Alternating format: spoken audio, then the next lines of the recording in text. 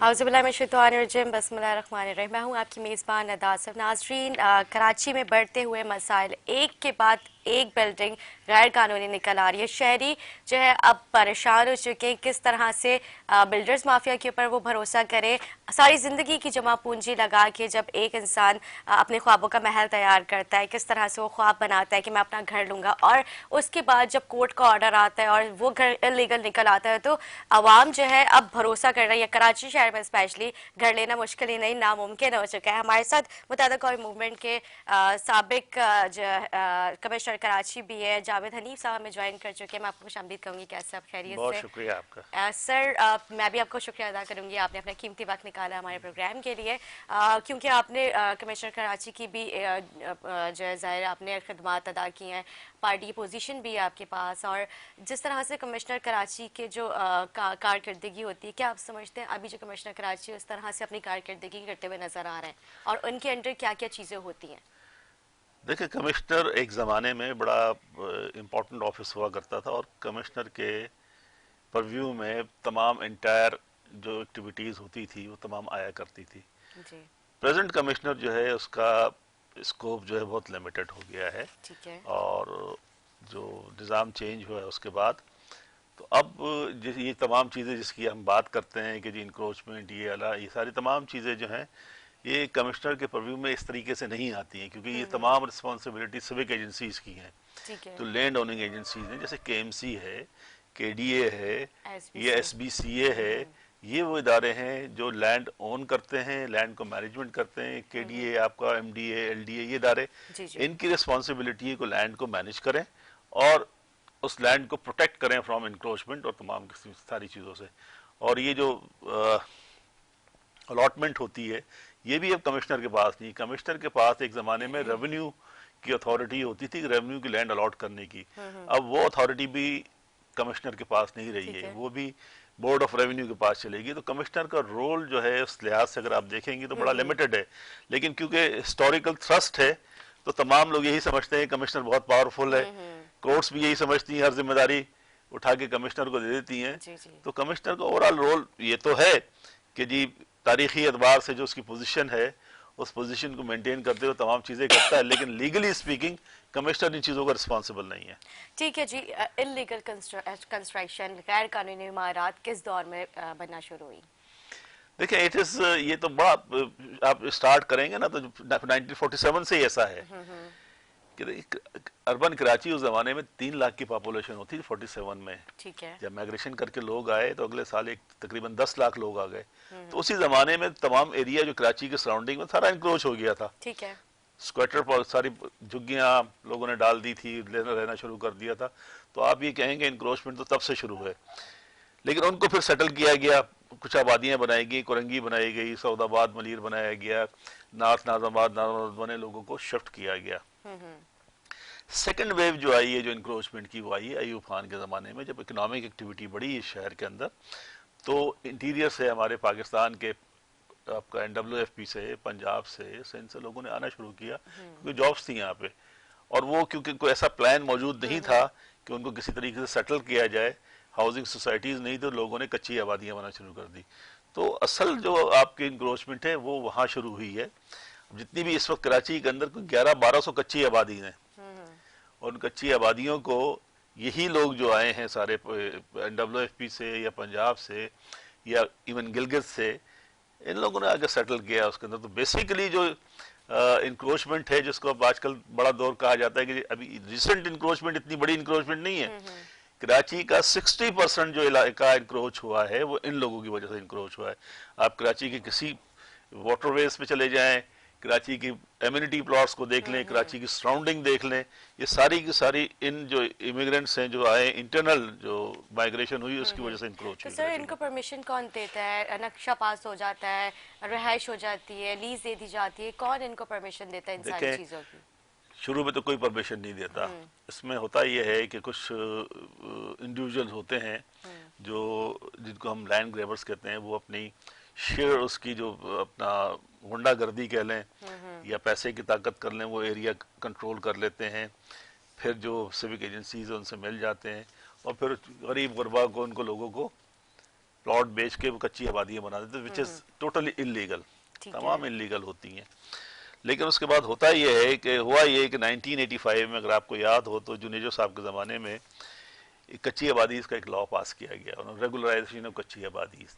सही। वो बहुत बड़ी अनडूइंग हुई इस पूरे प्रोसेस के अंदर, क्योंकि जब एक दफ़ा ये तय कर दिया आपने कि इलीगल प्रोसेस जो है, इलीगल ऑक्यूपेशन है, उसको लीगलाइज कर देंगे, उसके नतीजे में दो डिपार्टमेंट बने, एक कच्ची आबादी सिंध गवर्नमेंट ने बनाया, एक केएमसी में कच्ची आबादी, और उन्होंने इन जो इलीगल आबादीज थी उनको रेगुलराइज करना शुरू कर दिया। सही। और उसके नतीजे में एक तो ये हुआ कि जो ऑलरेडी कच्ची आबादियां थी, असल में लॉ तो इसकी स्पिरिट ये थी कि जो ऑलरेडी ऑक्युपाइड हैं, जो कच्ची आबादी, उनको रेगुलराइज करें। लेकिन जो ऑफिसर्स थे और जो लैंड ग्रेबर्स थे, उन्होंने अपना स्कोप बढ़ा लिया। स्कोप इस तरह से बढ़ाया, अगर आबादी 1 एकड़ के ऊपर है तो उन्होंने 5 एकड़ दिखा दिया वहां पर। सही। 1 एकड़ तो खैर जिनको जानी थी, बाकी 5 एकड़ उन्होंने बेचना शुरू कर दी।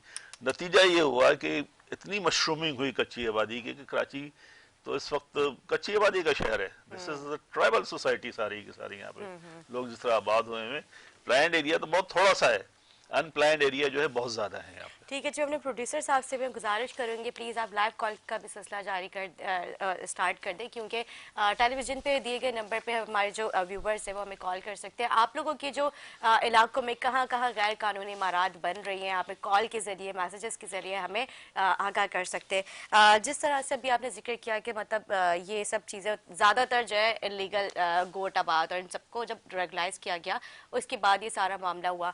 लेकिन मेरा सवाल ये होता है कि जो नाले और दीगर चीज़ों पे जो इन्होंने मकानात बनाए थे, तो वो इसके ऊपर क्यों नहीं नोटिस लिया गया? देखें, एक लिमिटेड, जो सभी एजेंसीज है उनका लिमिटेड स्कोप होता है।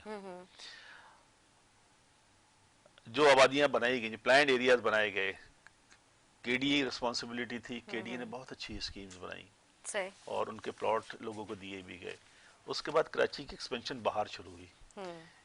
एलडीए ने हॉक्सपे सोसाइटी बनाई, आपका यहाँ एमडीए ने आपकी शाह लतीफ टाउन है, गुलशन मलीर है, और तेसर टाउन बनाई।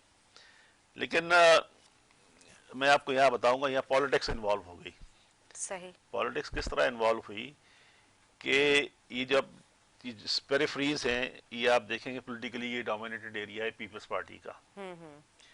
अब वहां पर जब उन्होंने देखा कि तकरीबन 1.5 लाख प्लॉट जो बना दिए गए हैं, जो कराची की मिडिल क्लास पॉपुलेशन ने परचेज किए हैं, और उनके ख्याल में अगर ये इलाका आबाद कर दिया गया तो उनकी जो वहाँ पे पॉलिटिकल मोनोपोली है वो ख़त्म हो जाएगी। नतीजा ये हुआ, उन्होंने तमाम स्कीमें सबुटाज की, और उस वक्त से पीपल्स पार्टी की गवर्नमेंट जब भी रही है, उनकी कोशिश यही है कि कराची को बाहर एक्सपेंड ना करने दिया जाए। सही। और उन्होंने जितनी भी ऐसी स्कीमें, तो नतीजा ये हुआ कराची सिमट गया म्यूनिसिपल एरिया के अंदर, और फिर ये कच्ची आबादी हुई और क्या नाम है वर्टिकल डेवलपमेंट शुरू हुई, इन्होंने बाहर नहीं निकलने दिया। कोई आप देख लें ना, एमडीए का भी की सोसाइटीज़ जो हैं, हॉक्सबे की, तेसर टाउन की, गुलशन मलीर की, आज तक आबाद नहीं। 40-40 साल हो गए लोगों ने, 40-45 साल पहले लोगों ने इसमें प्लॉट खरीदे, परचेज किए, वो आज तक आबाद नहीं हुई। सर हॉक्सबे की स्कीम जो आज तक आबाद नहीं हुई। रीज़न सिंपल इसका है कि पीपल्स पार्टी की गवर्नमेंट ये चाहती ही नहीं है कि ये एरिया आबाद हो। वो तो आप शुक्र करें जो पावरफुल लोग कुछ आ गए, जैसे कि नाम है, और जिसमें पीपल्स पार्टी के लोगों का अपना वेस्टेड इंटरेस्ट था, जैसे बैरिया टाउन पार्टनरशिप में था, तो बैरिया टाउन आबाद हो गया, वहां आबादी बन गई। डिफेंस वाले जो आपको फेज 9 है, डिफेंस डीएचएस सिटी है, क्योंकि वो पावरफुल लोग थे, उन्होंने आबाद कर लिया। वरना पीपल्स पार्टी की कोशिश ये है कराची की पेरिफेरीज में कराची के लोग जाके आबाद ना हो। तो ऐसा वो क्यों चाहते हैं? For simple reason, political monopoly है ना उनकी, उनकी सही। कॉन्स्टिट्यूंसीज है वहां पे, 3 या 4 उनकी जो असेंबली की सीटें होती हैं, वो वहां पर अगर यहाँ के लोग चले जाएंगे तो उसका कॉम्प्लेक्शन चेंज हो जाएगा, डेमोग्राफी सही। चेंज हो जाएगी, पॉलिटिकल कॉन्फ़िगरेशन चेंज हो जाएगी उसकी। ठीक है जी, कमिश्नर कराची के मातहत क्या क्या चीज़ें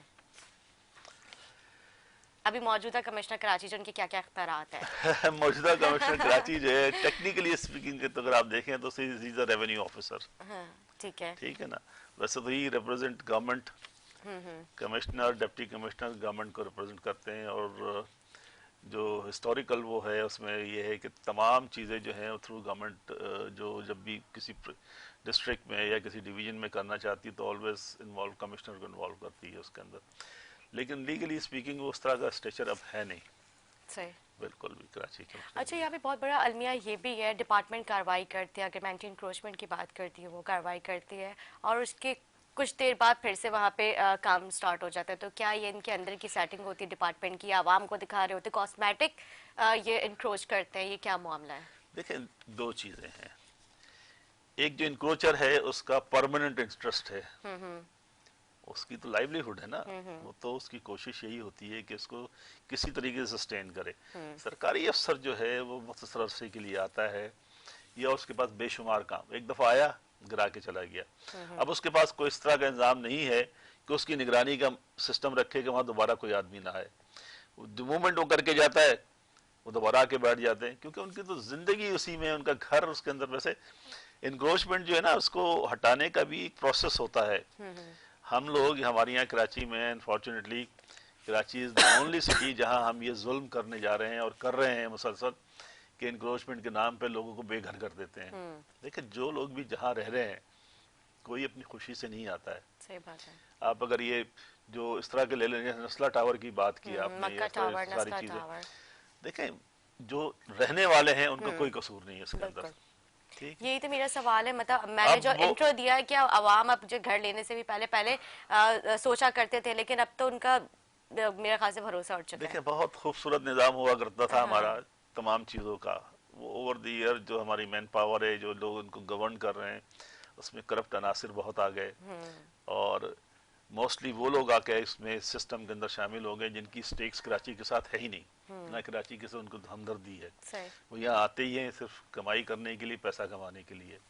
केबीसीए का इस वक्त आप पूरा स्ट्रक्चर उठा के देख लें, केबीसीए में there is hardly any person जिसका कराची के साथ कोई स्टेक हो या कराची के साथ कोई अटैचमेंट हो।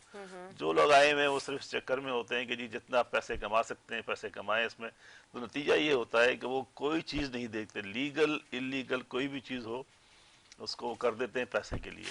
ठीक है। तो जो इदारे हैं, लैंड मैनेजमेंट के इदारे हों या बिल्डिंग कंट्रोल के इदारे हों या एंटी इंक्रोचमेंट के इदारे हों, तमाम इदारे यहाँ पर जो है सिर्फ इस मकसद के लिए काम कर रहे हैं कि वो पैसे कमाएं इसमें। ठीक तो है। पैसे कमाने के लिए तो फिर तो गलत चीजें होती हैं मुसलसल, और नतीजा ये होता है कि शरीफ आदमी, आम आदमी, मासूम आदमी जो सफर करता है। नस्ला टावर एक ऐसी है, सुप्रीम कोर्ट ने ऑर्डर कर दिया है उसके अंदर, वो मेरी समझ में आज तक ये नहीं आता कि सुप्रीम कोर्ट इतनी हार्श क्यों है इसके ऊपर। सर, ये सिर्फ नस्ला टावर ही नहीं है, मक्का टावर और इस जैसी बेशुमार इमारत ऐसी हैं जो कि अभी तक कोर्ट की निगाह में भी नहीं आई हैं, लेकिन अगर आ गई तो मतलब मेरे खास मुझे तो लगता है कि आधा कराची जो है इनक्रोच हो जाएगा जिस तरह के नहीं, आधा अभी कराची तो खैर नहीं है, लेकिन काफी देखें इसमें सर यहाँ पे नालों देखिए, के ऊपर अगर इन्होंने बनाई हुई है गैर कानूनी इमारत, देखिए, कितने कब्जे हुए हुए। अभी आपने खुद कहा कि मतलब जिस तरह से गोटाबाद जो है आज भी वहाँ पे इसी तरह की मामलात है, बिल्कुल हो रहे हैं। और देखें, इसके साथ साथ ये बिल्डर माफिया को हम कसूरवार नहीं ठहराएंगे, हम यहाँ पे और दीगर डिपार्टमेंट्स हैं उनको भी करें, जिसमें कि इलेक्ट्रिक हो गया, सुई गैस हो गया, वाटर एंड सीवरेज हो गया, सारे मिलके देखें बेसिक इसमें जब ये पूरा प्रोसेस स्टार्ट होता है, पहला इसके अंदर इशू ये होता है कि ओनरशिप ऑफ लैंड जो है वो एस्टेब्लिश की जाती है। अगर एक दफा ओनरशिप ऑफ लैंड जो है लैंड ओनिंग एजेंसी एस्टेब्लिश कर देती है तो उसके बाद बाकी किसी का कसूर नहीं होता है इसके अंदर। क्योंकि जब प्रोसेस स्टार्ट होता है तो सबसे पहला क्वेश्चन ये होता है कि जमीन किसकी है। अगर कोई सोसाइटी है उससे पूछा जाता है किसको आपने जमीन अलॉट की है, किसके नाम लीज है। अगर वो डॉक्यूमेंट किसी भी वजह से चाहे गलत तरीके से बना हो, अगर वो परफेक्ट डॉक्यूमेंट है तो बाकी एजेंसीज जो है उनकी जिम्मेदारी नहीं बनती उसके अंदर, क्योंकि वो उस बेसिक डॉक्यूमेंट को देखते हैं। एक दफा जब ये हो गया एस्टैब्लिश कि जमीन इसकी है तो उसके बाद तो बाकी रहेगा। बिल्डिंग कंट्रोल क्या देखेगा उसके अंदर? बिल्डिंग कंट्रोल देखेगा जनाब इसकी रेशो कितनी होनी चाहिए, कितना कवर्ड एरिया होना चाहिए, डिस्टेंस कितना होना चाहिए रोड से, तमाम चीजें देखता है। उसकी जिम्मेदारी लैंड ओनिंग की जिम्मेदारी नहीं है उसकी। लैंड ओनिंग की जिम्मेदारी लैंड ओनिंग एजेंसी जो है, कोई सोसाइटी है, बोर्ड ऑफ रेवेन्यू है, केडीए है, एलडीए है, एमडीए है, ये कोई भी इदारा जब ये सर्टिफाई करके देता है कि जनाब ये जमीन जो है इस आदमी को अलॉट की गई है और लीगली अलॉट की गई है, तो फिर बाकी इदारों का कसूर नहीं होता, ना केईसी का कसूर होता है ना किसी का कसूर होता है इसके अंदर। अच्छा। जी बिल्कुल। लेकिन मैं समझती हूँ कसूरवार उनको भी होना चाहिए। नहीं, वो अपने जो इनकी एरिया इफेक्ट, बिल्डिंग कंट्रोल की जिम्मेदारी कहाँ होती है? बिल्डिंग कंट्रोल की जिम्मेदारी उस वक्त होती है कि बिल्डिंग लॉज की वायलेशन हो, कि जी एरिया उसमें अगर 500 स्क्वायर फीट बनना है तो वहाँ उन्होंने 1000 स्क्वायर फीट बना दिया। 4 मंजिला बिल्डिंग बननी है, वहाँ उन्होंने 15 मंजिल बना दी। तो ये बिल्डिंग कंट्रोल वालों की रिस्पॉन्सिबिलिटी है। ठीक उनकी है। जिम्मेदारी हरगिज ये नहीं है कि वो ये देखें कि ओनरशिप, जब एक बेसिक प्रिंसिपल क्या होता है, सरकार का कोई भी कागज जो होता है उसको बेसिक जो है प्रिजम्पशन होती है कि करेक्ट कागज है, अनलेस को उसको किसी कोर्ट ऑफ लॉ में या किसी और जगह पे साबित कर दिया जाए कि गलत है। अगर जब तक वो कागज ये साबित करता है कि करेक्ट कागज है, तो फर्दर जो आगे वाली एजेंसीज उनकी किसी की जिम्मेदारी नहीं होती है। ठीक है जी। अगर हम बात करें पीपल्स पार्टी की, तो पीपल्स पार्टी की पहले भी किस तरह के कई दावे और वादे रह चुके, जिस तरह से ऑरेंज लाइन, रेड लाइन उन्होंने पहले भी प्रेस कॉन्फ्रेंस की थी, अनाउंसमेंट की थी, लेकर आ रहे 240 बसेस जो है कराची शहर में पीपल्स पार्टी लेके आ रही। कराची की सड़कें 240 बसेस का बोझ बर्दाश्त कर सकेगी? देखिए, कराची की अब मैं आपको क्या बताऊं, कराची में हर दिन जो है 1000 गाड़ियां ऐड होती हैं, एडिशन होता है कराची के अंदर। ठीक है। तो कराची का सोल्यूशन ही ये है कि कराची से छोटी गाड़ियों को हटाया जाए और बड़ी गाड़ियां लेके आए जाए। और वो जो पहली जो गवर्नमेंट की बसेस है उनका भी हाल आपके सामने।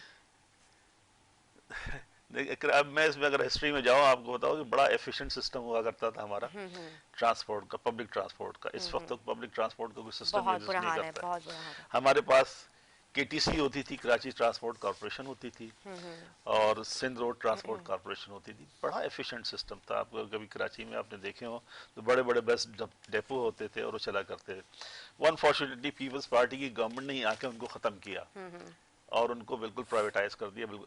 उसके बाद उसका तरीका ये था कि वंस आपने उनको खत्म किया तो नया सिस्टम डेवलप करना चाहिए था।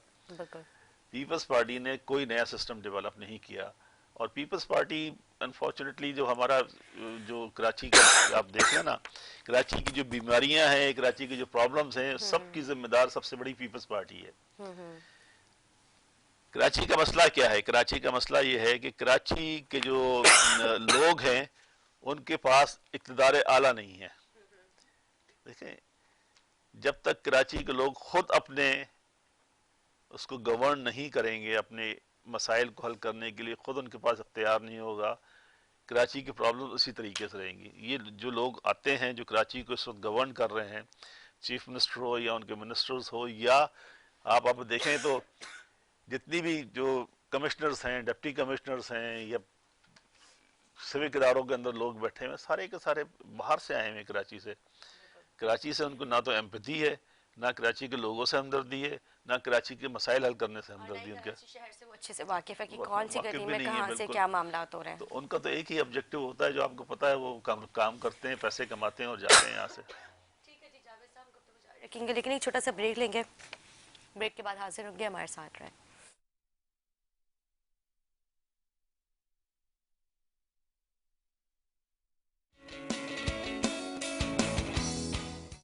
जी नाजरीन, खुश आमदीद।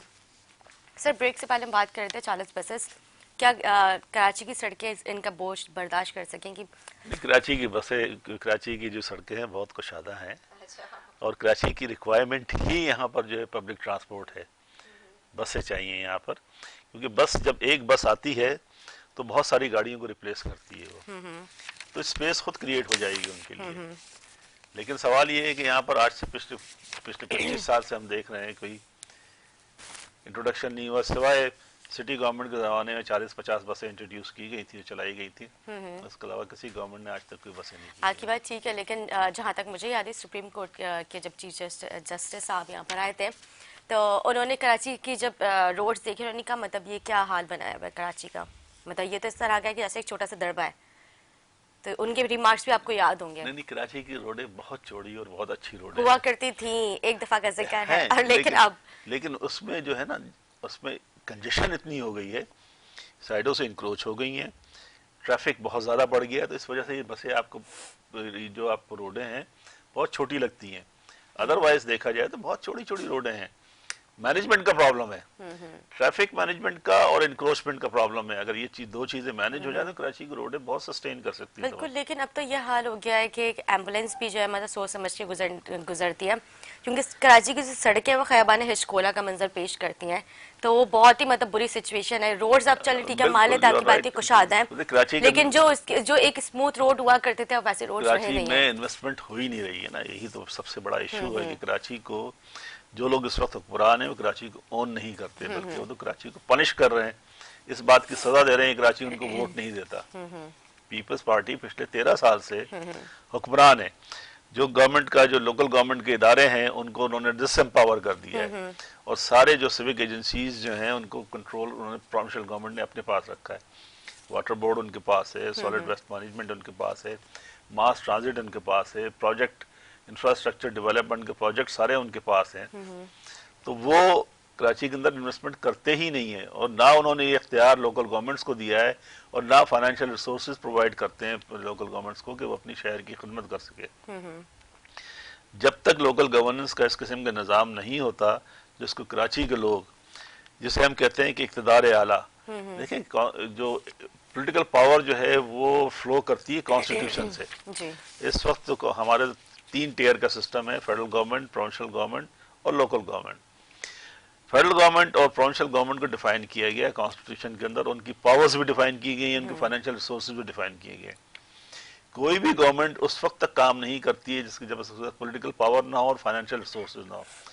बदनसीबी से जो लोकल गवर्नमेंट जो है उनका ना, उन्होंने एक प्रोविजन तो डाल दिया है कि लोकल गवर्नमेंट होगी, लेकिन ना उसकी पॉलिटिकल पावर डिफाइन की है, ना उनकी फाइनेंशियल पावर्स डिफाइन की हैं। ठीक है। अनलेस के एम्पावर्ड लोकल गवर्नमेंट जब तक नहीं आती है, उस वक्त तक ये निज़ाम इसी तरीके से चलता रहेगा। या तो ये कि प्रोविंस बने। कराची जो है, कराची की पॉपुलेशन को देखेंगे, दुनिया के 67 मुल्कों से के बराबर, उससे ज्यादा पॉपुलेशन है इसकी। तो कराची को तो रिसोर्सेज चाहिए, जो कंट्री के रिसोर्सेज होते हैं, फाइनेंशियल रिसोर्सेज उस तरह के चाहिए, तब कराची ग्रो करेगा। ठीक है जी। जावेद हनीफ साहब, पीपल्स पार्टी ये इल्जाम आयद करती है जितने भी कब्जा हुआ है, जो भी चाइना कटिंग हुई है, वो एमकेएम के दौर में हुई है। ये तो एक बहुत बड़ा इल्जाम है। कराची के जो, अगर आप जैसे मैंने पहले कहा, 60 कराची की तो इंक्रोचमेंट शुरू 60s में। अगर आप सोराब गोल्ड पे चले जाएं, यहाँ से आगे टोल प्लाजा तक, किसने इंक्रोचमेंट की हुई है? एमकेएम ने कराई है। ये कटी पहाड़ी पे आप चली जाएं, वेस्ट के अंदर सारा कस्बा और ये बनारस और ये सारे चले जाएं, इंक्रोचमेंट एमकेएम ने कराई है।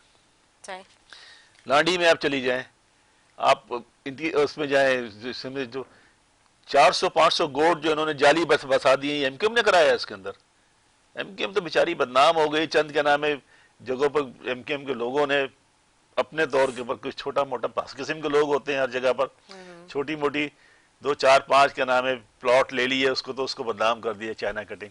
अच्छा, पूरा शहर काट के खा गए। हाँ। उसका कोई इल्जाम ही नहीं है किसी के ऊपर। ठीक है जावेद साहब, हमारे नाज़रीन ने सिर्फ सुना है चाइना कटिंग के बारे में, बेसिकली चाइना कटिंग है क्या? हमारे नाज़रीन थोड़ा सा बताएं। देखिए, मैं एक चीज बताऊं, कराची में एमक्यूएम जो है wrong side of the establishment, wrong side of the powers जो उनके रही है। एक प्रिंसिपल क्या स्ट्रेटजी होती है कि जब किसी ऑर्गेनाइजेशन को या किसी ऐसी के नाम है पॉलिटिकल पार्टी आप ले लें जिसकी रूट्स पब्लिक के अंदर हो, तो उसको पब्लिक से आइसोलेट करने के लिए पहले उसे बदनाम किया जाता है। ठीक है। एमक्यूएम को बदनाम किया गया है, और ये प्रोसेस अभी से स्टार्ट नहीं हुआ, 92 से स्टार्ट हुआ एमक्यूएम से, कि लोग एमक्यूएम से जो पावर्स थी इस मुल्क के, जो लोग हैं जिनके हाथ में इख्तियार है, इक़्तिदार है, वो नहीं चाहते थे कि एमक्यूएम ग्रो करे। उन्होंने टॉर्चर सेल, उन्होंने जिनापुर, हालांकि बाद में आकर उन्होंने तस्लीम भी किया कि गलत चीजें थी सारी की सारी है। तो वो एक पूरी चली आ रही है, प्रैक्टिस चली आ रही है कि एमक्यूएम को बदनाम करने की, ताकि लोगों से आइसोलेट कर सके एमक्यूएम को। कि एमक्यूएम को उसी वक्त खत्म किया जा सकता है कि जब लोग जो एमक्यूएम के साथ अटैच्ड हैं वो एमक्यूएम के साथ नफरत करने लगे। उनको नफरत करने के लिए क्या चीज चाहिए कि जी उनके साइकोलॉजिकल जो उनके अंदर वो है, ये कह दिया जाए कि वो एमक्यूएम जो है बहुत बुरी जमात है, वो कभी भत्ता लेती है, वो कभी क्लिंग करती है, वो जनाब जनापुर की बात करती है, वो टॉर्चर सेल चलाती है, वो गुंडे हैं, बदमाश हैं। लोगों का इमेज खराब करने के लिए क्या किया जाता है, ये भी एक साइकोलॉजिकल वारफेयर का हिस्सा होता है। अब किसी शरीफ आदमी का नाम जो है नईम है, आप उसको नईम छुरी कर देंगे ना, तो ऑटोमेटिकली आपके दिल में आएगा तो बहुत ही कमीना आदमी है। तो ये बात है। कराची के अंदर एक प्लान के तहत ये की गई, एफर्ट की गई कि एमक्यूएम को आम आबादी से आइसोलेट किया जाए, डिटैच किया जाए। ठीक है। ये जो बल्दिया का क्या नाम है फैक्ट्री वाला किस्सा है, कोई किस्सा नहीं था।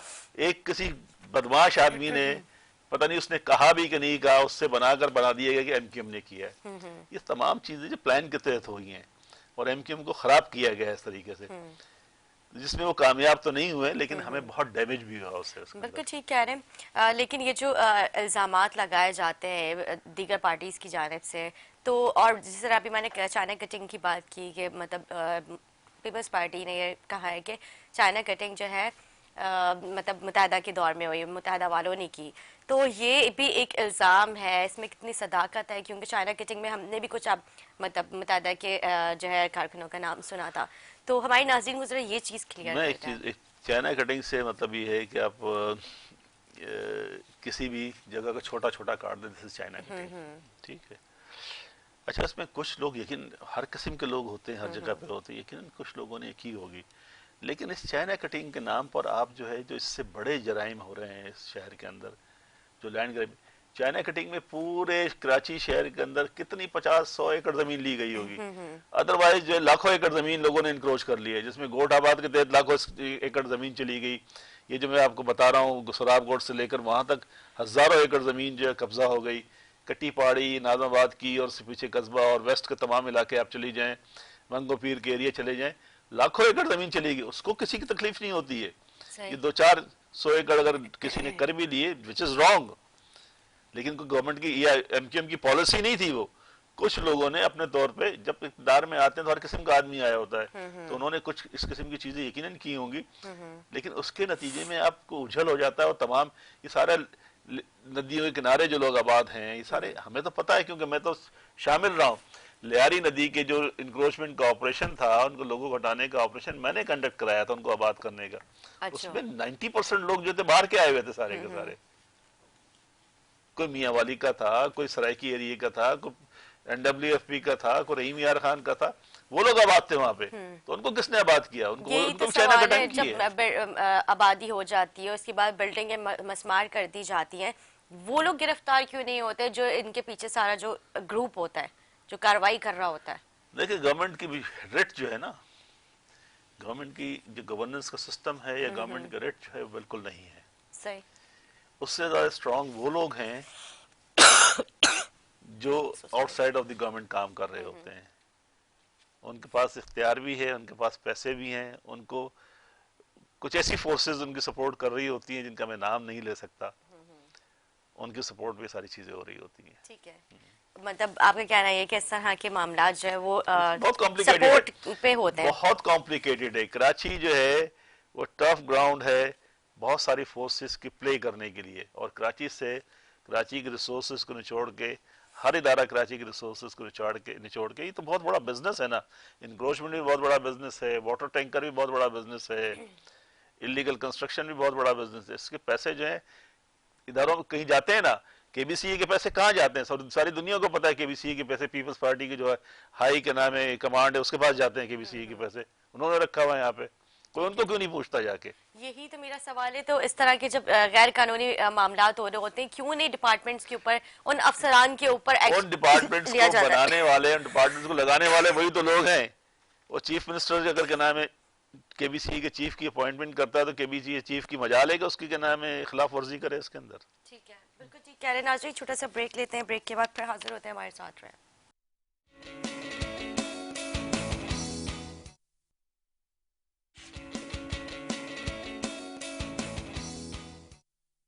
जी नाजरीन, खुश आमदीद। सर, जिस तरह हम ब्रेक से पहले गुफ्तगू कर रहे थे, हम कराची की जो सड़कें, और इससे पहले हम अभी ब्रेक से पहले हम गुफ्तगू कर रहे थे गैर कानूनी इमारात में किन कौन कौन से डिपार्टमेंट मुलव्विज़, और इन अफसरान को के ऊपर क्यों नहीं कोई कानूनी कार्रवाई की जाती है?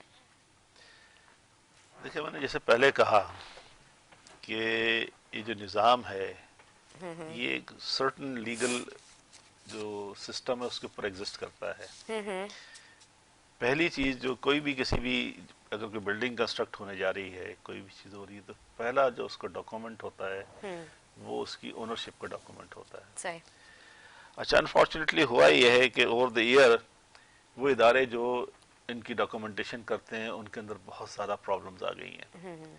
तो वहाँ से सबसे बड़ी खराबी वहाँ से शुरू होती है कि ओनरशिप जो है तो अगर सही करेक्ट नहीं है हम्म, तो सारा प्रॉब्लम वही। इसमें भी देखें नस्ला टावर के अंदर इशू क्या है। इशू ये है नस्ला टावर के अंदर कि जो उन्होंने अलॉटमेंट की है, सिंधी ठीक है। सिंधी मुस्लिम सोसाइटी ने जो अलॉटमेंट की है, जी जी। उसमें कहा यह जा रहा है कि 324 एकड़ ज़मीन जो है, जो शारा फैसल सोसाइटी की ज़मीन थी, हम्म, वो उन्होंने इनको अलॉट कर दी। ठीक है ना, लेकिन अलॉट किसने की? सिंधी मुस्लिम सोसाइटी वालों ने। अच्छा, वो जब डॉक्यूमेंट उन्होंने इशू कर दिए कि ये कि जी 700 750 एकड़ ऑलरेडी, 780 एकड़ उनकी ऑलरेडी ज़मीन थी, जी। एडिशनल ज़मीन उनको दी, वो भी सिंधी मुस्लिम सोसाइटी ने दी। अब उन्होंने एक सर्टिफिकेट इशू कर दिया कि ये लैंड जो है इस फला आदमी की है, इस बिल्डर की है। अब उस डॉक्यूमेंट के ऊपर सारी जो तमाम चीज़ें जो हो रही हैं, उसी पर बिल्डिंग प्लान बन रहा है, उसी पे केबीसी प्लान करती है। केबीसी ये काम नहीं है कि जाके चेक करे कि एसबीसी। ऑनरशिप जी जी जी। ऑनरशिप क्या है क्या नहीं है। जब एक लैंड ओनिंग एजेंसी ने, जिसकी एक प्रिजम्पशन ये होती है कि वो जो इसको कागज को इशू कर रही है वो करेक्ट कागज है, उसके ऊपर केबीसी का काम नहीं कि जाके इन्वेस्टिगेट करना शुरू कर दे कि जमीन सही है कि नहीं है। केबीसी का काम ये है कि वो ये देखे कि इस बिल्डिंग के ऊपर जो प्लान बन के आया है वो अकॉर्डिंग टू जो रूल्स हैं, बिल्डिंग के जो रूल्स हैं उसके मुताबिक है कि नहीं है। उनको कहा गया, उनके साथ एक कागज आया कि जी 1040 गज या 1050 गज की जमीन है, उसके ऊपर उन्होंने प्लान बना के दिया और उन्होंने उसको अप्रूव कर दिया। अब इसमें बुनियादी तौर पे जो सबसे बड़ा इशू ये है कि जिसने वो गलत लैंड ओनिंग एजेंसी ने, वो रिस्पॉन्सिबल है इसकी। ठीक ना है। इसमें केबीसी रिस्पॉन्सिबल है, ना इसमें केईएससी रिस्पॉन्सिबल है, कोई नहीं।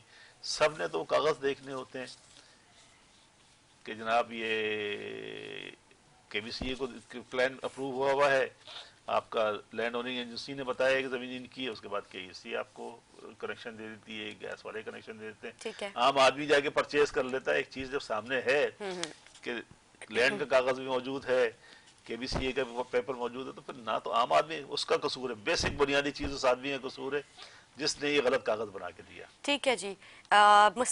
मुर्तज़ा वहाब की कारकर्दगी को किस तरह से देखते हैं आप?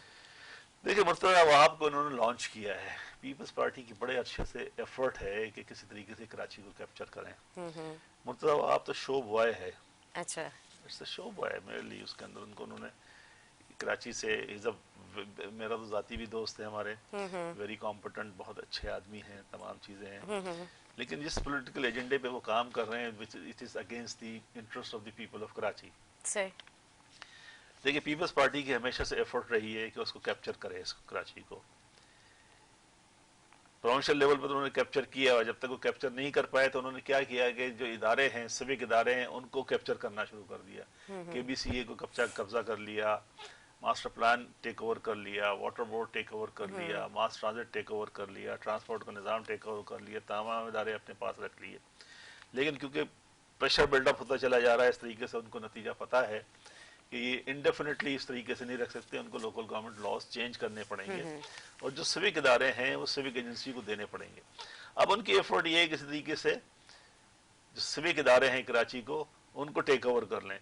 अब जब से ये हमारी लोकल गवर्नमेंट का सिस्टम गया, उन्होंने एक तरीका इख्तियार किया है, उन्होंने इंटीरियर सिंध से जितने भी लोग ऑफिसर्स थे, सिंधी ऑफिसर्स हैं या दूसरे ऑफिसर्स हैं, यहाँ के जो कराची के जो लोकल ऑफिसर्स हैं उनको हटाकर उनको यहाँ पर तैनात कर दिया। तो एक तरीके से कैप्चर तो उन्होंने कर लिया है। एक शो पीस के तौर पर उन्होंने जनाब इनको ला के खड़ा कर दिया है, जो बेचारे इधर उधर दौड़ते रहते हैं, मीडिया को अच्छी तरह हैंडल कर लेते हैं। तो सिर्फ मीडिया के अंदर उनकी प्रेजेंस है, ग्राउंड के ऊपर लोगों के लिए कुछ नहीं हो रहा है। आप इलाकों में जाएं, हम तो जाते हैं इलाकों में, एमक्यूएम तो है ही इलाकों की जमात, ठीक है, ग्रास रूट की जमात है। हमारे पास जो लोग हैं उनको तो बेचारों की जिंदगियां तबाह हुई है, ना पानी है पीने को, ना सफाई होती है, ना सीवरेज का निज़ाम है, ना ट्रांसपोर्ट मिलता है उनको, बिजली उनके पास नहीं होती है, गैस उनके पास नहीं है, बेरोजगारी उधर है। कोई चीज किसी को मतलब जो कहना चाहिए किसी सिविलाइज सोसाइटी के अंदर, सिविलाइज शहर के अंदर जो एक निज़ाम काम कर रहा होता है म्यूनिसिपल सर्विसेज का, वो टोटल कोलैप्स है। बिल्कुल ये ठीक सिर्फ कह रहे हैं शोर आप। मचाने से, मीडिया में तकरीरें करने से, किसी एक पार्क का इफ्तिताह करने से लोगों के मसाइल हल नहीं होते। ठीक कह रहे हैं, मतलब पार्क का इफ्तिताह तब करेंगे जब आवाम खुश होगी। आवाम तब जब खुश होती है तो जाहिर है वो जिसको एंजॉय भी पानी नहीं करती मिल है। रहा, जिसको क्या नाम है सीवरेज लाइन उसकी गटर उबल रहा है, जिसके अंदर से गंदा पानी सड़कें उसके अभी घर के टूट अंदर फूट है, का वो शिकार पार्क है, का यहाँ क्या पे करेगा? वसाइल नहीं है हाँ, आवाम वो के पार्क पास, का क्या करेगा? ट्रांसपोर्टेशन का ये हाल तो आपके सामने, किस तरह के मामला हैं। बिल्कुल ठीक कह रहे हैं जावेद हनीफ साहब। हम गुफ्तगू जारी रखेंगे, ब्रेक के बाद एक और मेहमान हमें ज्वाइन करेंगे, हमारे साथ रहें। अच्छा, मैं तो वॉशरूम जाना चाह रहा हूँ, इतना टाइम।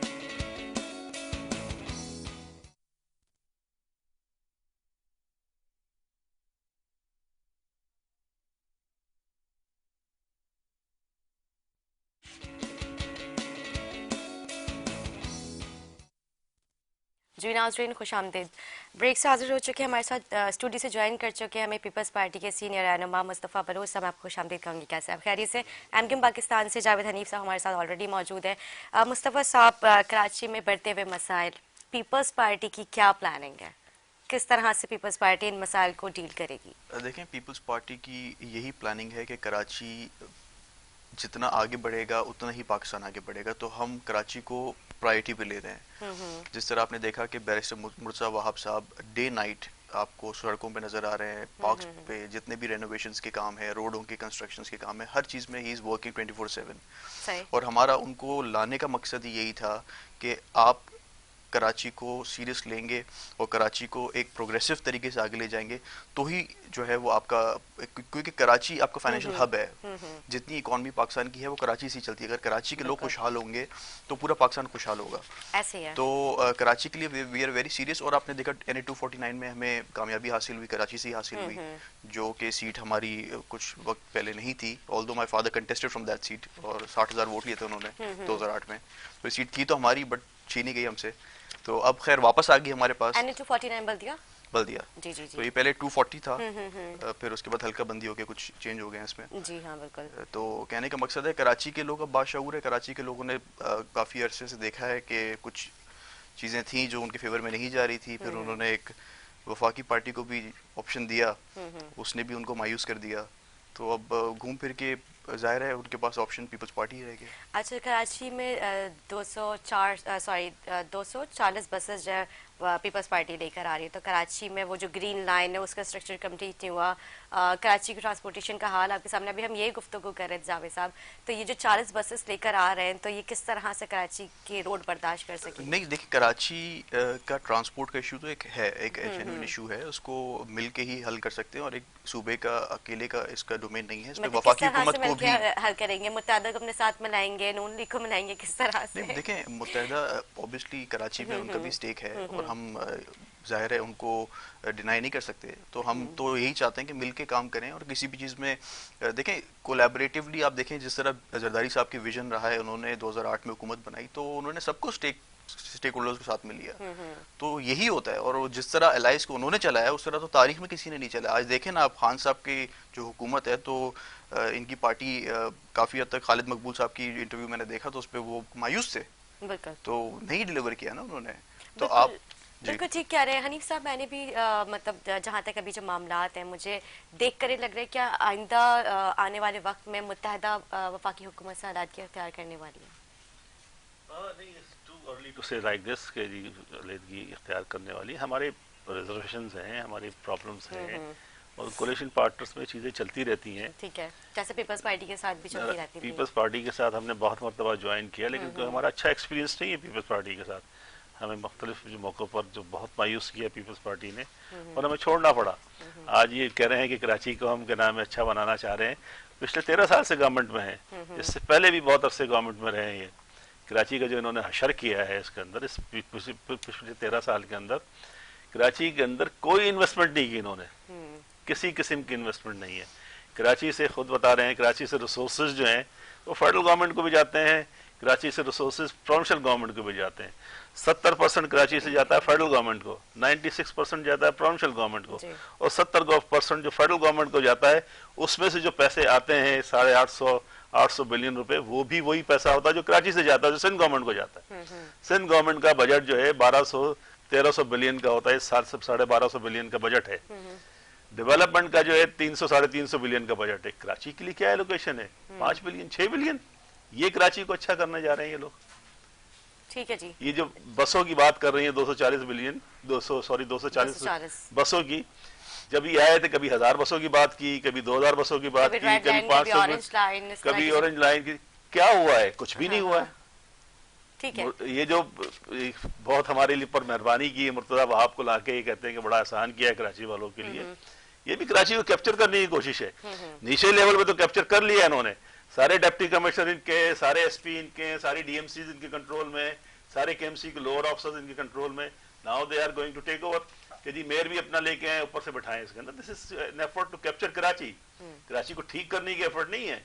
कराची जो है सोने की चिड़िया है, जो छोटा मोटा रह गया वो भी निचोड़ने के लिए कोशिश हो रही है सारी। ठीक है जी। जी मुस्तफा साहब, देखें, इल्ज़ाम तराशी की सियासत मेरे ख्याल में पब्लिक भी इसके हक में नहीं है। और मैं भी चाहूँ तो मैं बहुत सारी बातें कर सकता हूँ कि कराची 30 साल से किन के हाथों में था, वाटर बोर्ड, केएमसी, केडीएम में जो घोस्ट एम्प्लॉयज थे वो किन के थे, वो क्या काम करते थे, पैसा यहाँ से कहाँ जाता था। तो everything is black and white, public को पता है। बट मैं वहाँ जाना नहीं चाह रहा।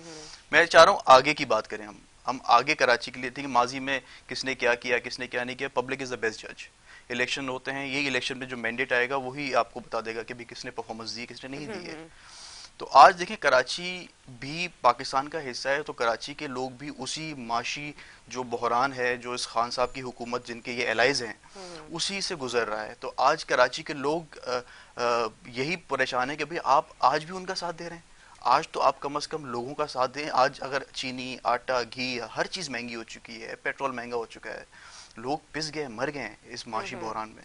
तो आज तो पाकिस्तान के लोग इस वक्त तो जाहिर है एक ऐसी पार्टी की तरफ देख रहे हैं जिसका एक्सपीरियंस रहा है, जिसने 50 साल से इस मुल्क में कहीं ना कहीं से डिलीवर किया है, सर्विस दी है और अपने लीडर शहीद किए हैं। ठीक है। ठीक है जी। मैं जावेद हनीफ साहब, जिस तरह से आपने देखा सोशल मीडिया पे कल से एक वीडियो, एक पिक्चर वायरल हो रही है फारूक सत्तार, इशरत इबादत साहब जो है उनके साथ जो है वो बैठे हुए दुबई में मेरे ख्याल से वो पिक्चर वायरल हुई है। तो आप क्या समझते हैं कराची की सियासत में कुछ नई चेंजिंग्स होने जा रही हैं? देखिए, this is normal routine courtesy meeting जो है इस तरह की होती रहती है। अच्छा। हम भी जाते हैं, या हमारी और भी लोग जाते हैं।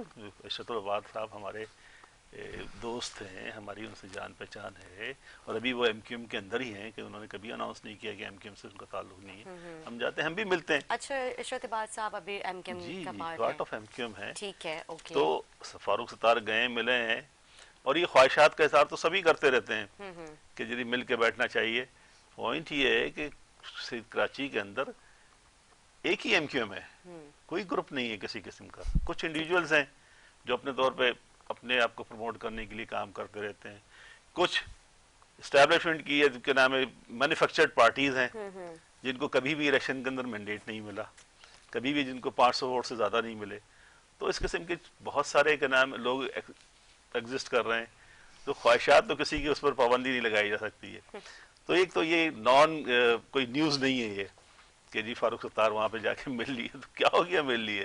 ठीक है जी। ठीक है जी। आप क्या समझते हैं ये जो फारूक सत्तार, इशरत इबादत साहब की जो मुलाकात हुई है, मतलब कुछ चेंजिंग्स होने वाली हैं, या फिर जो है एक ये नॉर्मल है जो है सोशल मीडिया पे इसको काफ़ी वायरल किया जा रहा है कि कुछ हो सकता है कराची से? देखिए, अभी तो खैर सॉरी टू से जितने फ्रैक्शंस बने हैं इस पार्टी के कराची में, कोई बहादुराबाद, तो कोई लियाकताबाद, तो कोई फिलाना, तो लिमाना, तो वो तो सबके सामने है। और फिर कमाल साहब ने अपनी पार्टी बना दी। तो 5-6 धड़ों में तो अब ये मतलब अनऑफिशियली तो है। सही है। अब वो भी आ जाते हैं तो वो भी आ जाएं, वो भी देख लेंगे लोग। तो कहने का मकसद है, it doesn't make any difference. Karachi के लोग देख चुके हैं। People want change. ठीक कह रहे, एक बहादुराबाद, एक पीआईबी बहाली कमेटी, एमक्यूएम बहाली कमेटी। किसने कहा ये ग्रुप है एमक्यूएम के? अच्छा, आपको किसने कहा? तो ये एमक्यूएम बहाली कमेटी है, मुत्तहिदा कौम कोई पाकिस्तान आदमी अपनी एक ख्वाहिश लेके एमक्यूएम बहाली कमेटी बना के बैठ जाता, तो आपके ख्याल में एमक्यूएम ग्रुप है? भाई इलेक्शन होते हैं ना, उसमें पता लगता है ना कौन सी पार्टी है। ग्रुप अगर एग्जिस्ट कर रहे हो तो उनकी पॉलिटिकल फॉलोइंग होती है। फारूक सत्तार ने इलेक्शन लड़ा, हार गए। मुस्तफा कमाल साहब ने इलेक्शन लड़ा, हार गए। हकीकी जो है पिछले 30 साल से इलेक्शन लड़ रही है, 2000 से ज्यादा वोट नहीं लेती है। तो ग्रुप होते हैं ये तो इंडिविजुअल्स हैं जो अपने तौर पे चंद लोगों को इकट्ठा करके बैठे हुए हैं। या सिर्फ एक एमक्यूएम है, एमक्यूएम पाकिस्तान, कोई और एमक्यूएम नहीं है, कोई ग्रुप नहीं है किसी किस्म का।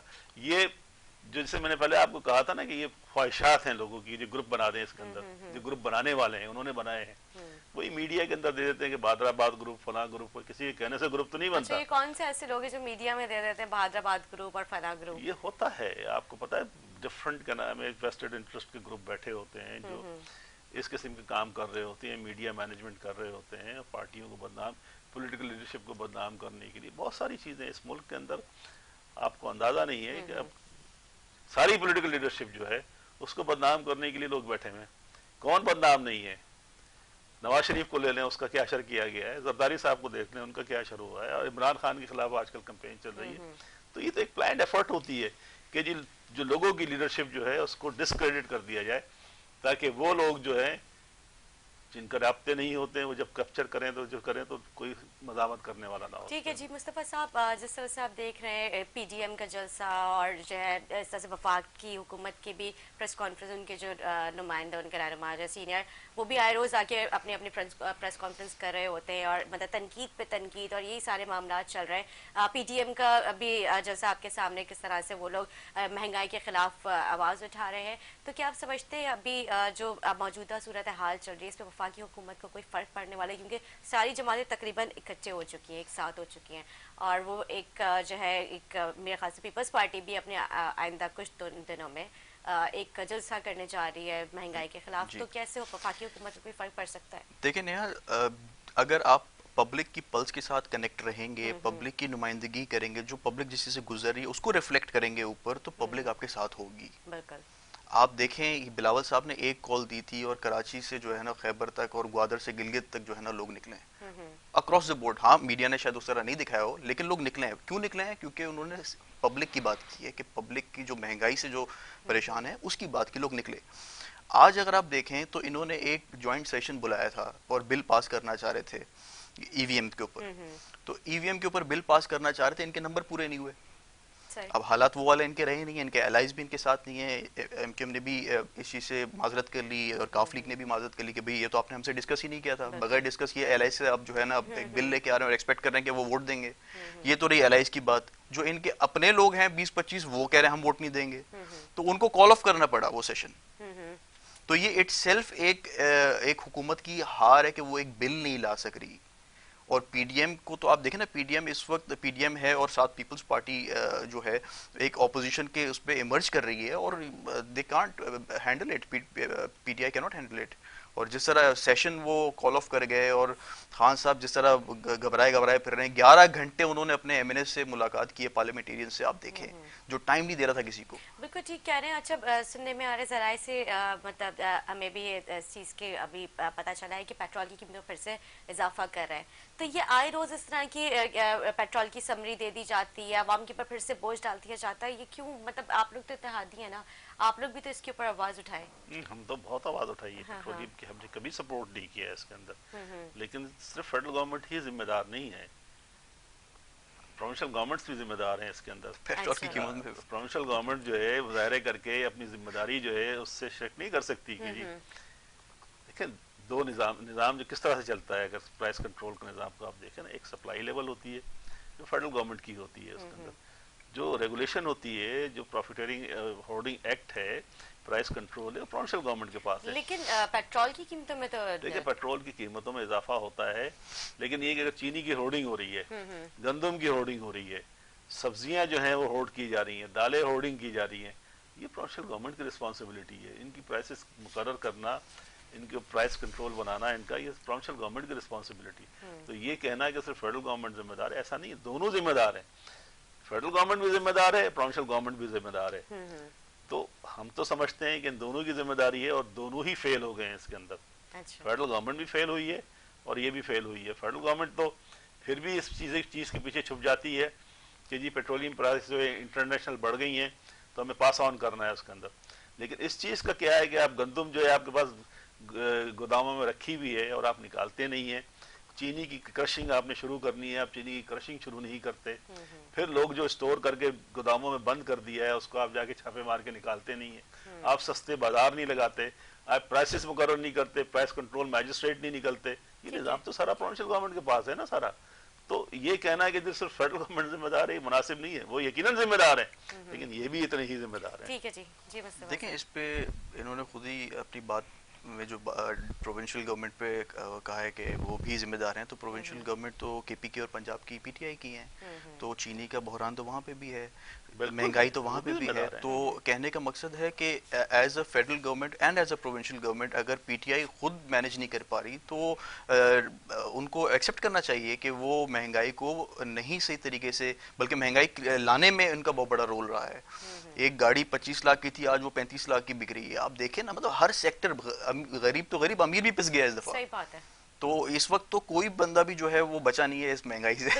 कल में हमारे पास तो आई हुई थी इसको डिफेंड करना, मैं खुद अफोर्ड नहीं कर पा रही इसको डिफेंड तो देखिए पीटीआई वाले भी नहीं कर पा रहे, दे आर रनिंग अवे। अब देखें ना, कुछ शोज में Hammad Azhar is not coming, वो नहीं आ रहे, फेस नहीं कर पा रहे। गैस की शॉर्टेज जो हो रही है, ये भी प्रोविंशियल गवर्नमेंट की जिम्मेदार है। आप बताएं, गैस की शॉर्टेज, दिन में 3 टाइम खाने के टाइम पे गैस आएगा, ये तो पाकिस्तान की तारीख में कभी नहीं हुआ है। ठीक है, तो अब इसमें बताएं, इसमें भी क्या नहीं नेहा मुझे बताएं इसमें भी सिंध गवर्नमेंट जिम्मेदार है।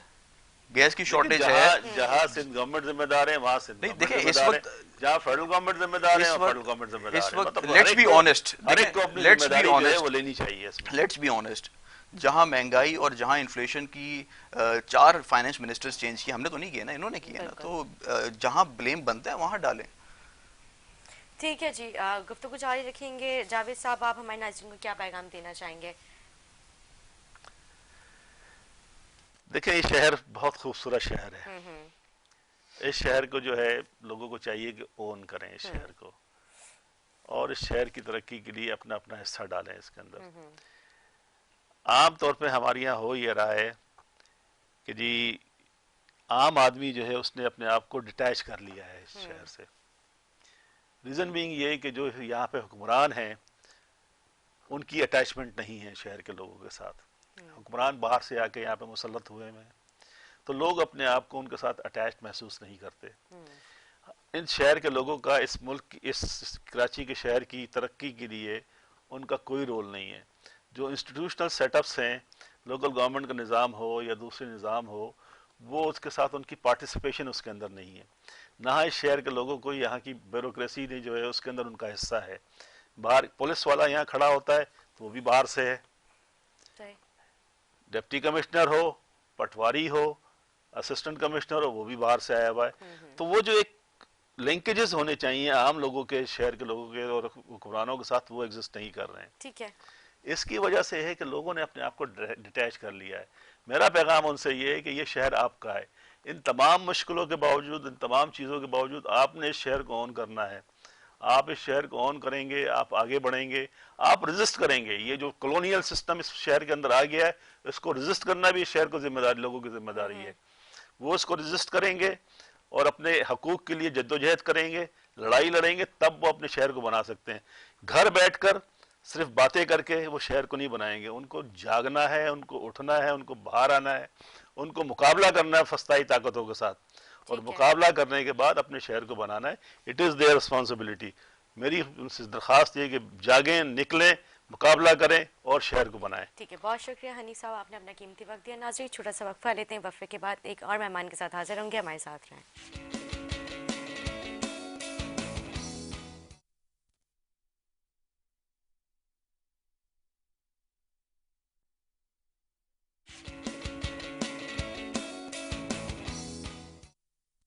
जी नाज़रीन, खुश आमदीद। हमारे साथ स्टूडियो से ज्वाइन कर चुके हैं हाफिज़ुद्दीन, पाक से ज़मीन पार्टी के सीनियर रहनुमा। सर, मैं आपको खुश आमदीद करूँगी। कैसे खैरियत से? पीपल्स पार्टी से मुस्तफ़ा बलोच साहब हमारे साथ पहले से मौजूद हैं। सर, पाक से ज़मीन पार्टी का महंगाई के खिलाफ किसी किस्म का कोई मौक़िफ़ नज़र नहीं आ रहा, ऐसा क्यों है? क्यों नहीं नजर आ रहा? वैसे मतलब जैसे मुस्तफ़ा कमाल पहले हर चीज़ में एक्टिव नज़र आते थे, लेकिन आजकल मुझे वो ज़रा उनकी वो चुप नज़र आ रहा है। उनकी 2-3 वीडियो लॉग्स भी आई हैं, और अच्छा। दूसरी बात एक प्रेस कॉन्फ्रेंस जो लास्ट हुई है उसमें भी उन्होंने बात की है। इसके बाद अगर अभी आप केमाड़ी का जलसा देखेंगे तो उसके अंदर भी उन्होंने महंगाई के ऊपर बड़ी वाशिगाफ बात की है। अच्छा, लेकिन अभी इन कुछ दिनों से नहीं, अभी की बात है, अभी ये पिछले हफ्ते की बात है जो केमाड़ी में बहुत बड़ा जलसा हुआ है। अच्छा, मेरी नजरों से नहीं गुजरा। अच्छा, नहीं, आप देखें उसको। मुझे आइडिया नहीं है, लेकिन क्योंकि पहले वो मीडिया की जीनत बने होते थे, भाई को मालूम होगा।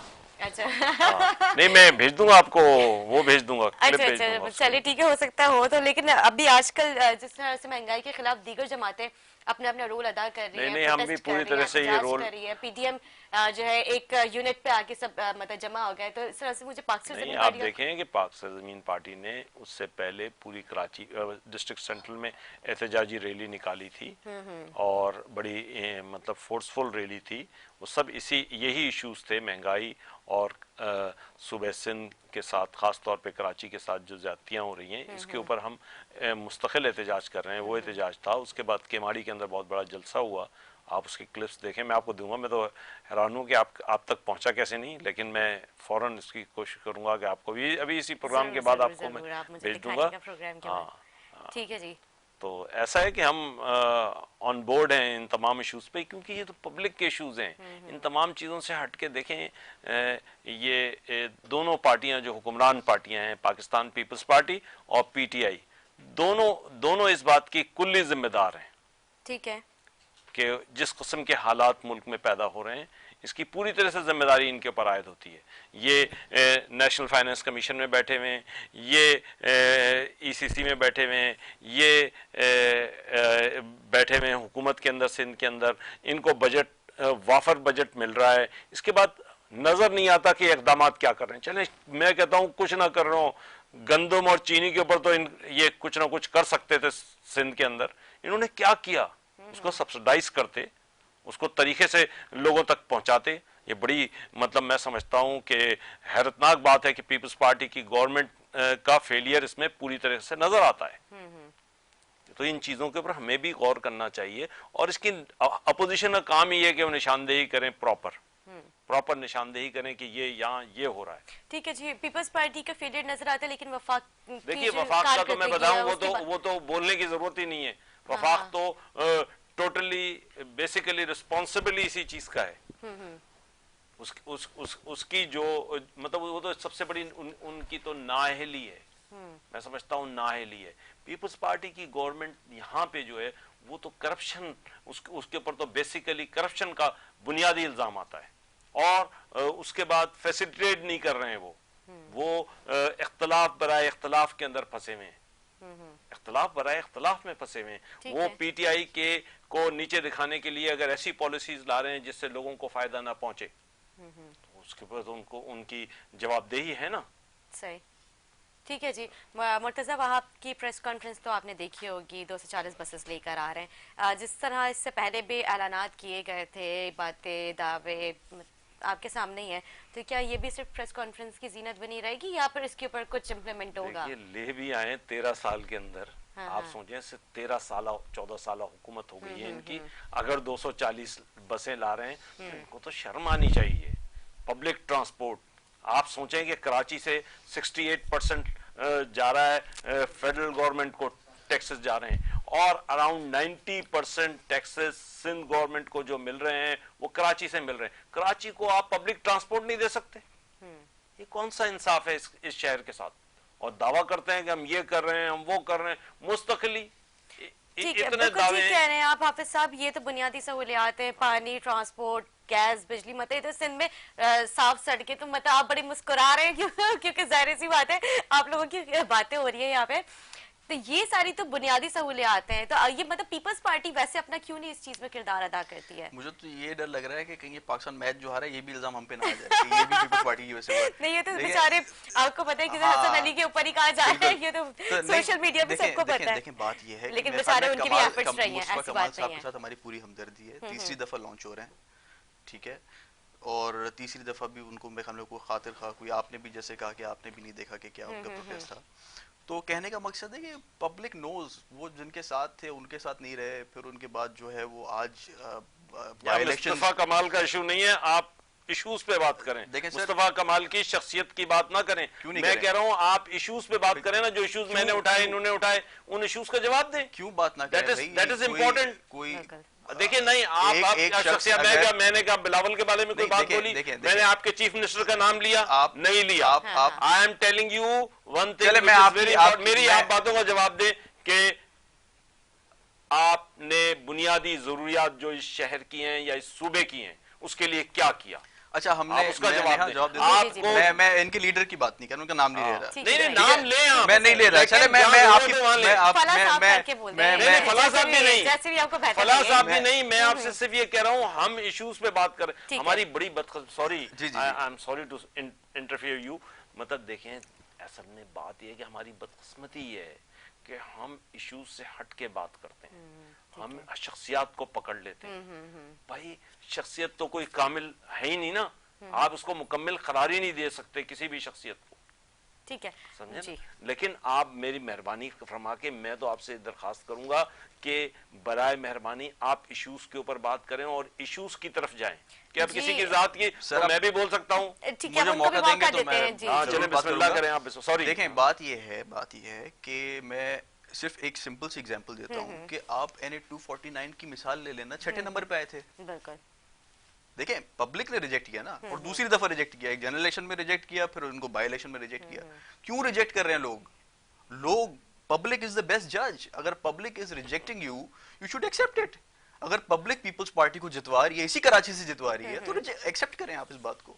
आप यही पुराने वही राग अलाप रहे हैं कि ये हो गया वो हो गया, 13 साल हुकूमत और ये नहीं किया वो नहीं किया, तो भाई पब्लिक वोट दे रही है हमें ना, अब हमें मैंडेट में हरवा दें, आप ले लें, सिंध का सीएम बनवा लें आप इनको। मैं बात करूं? जी जी।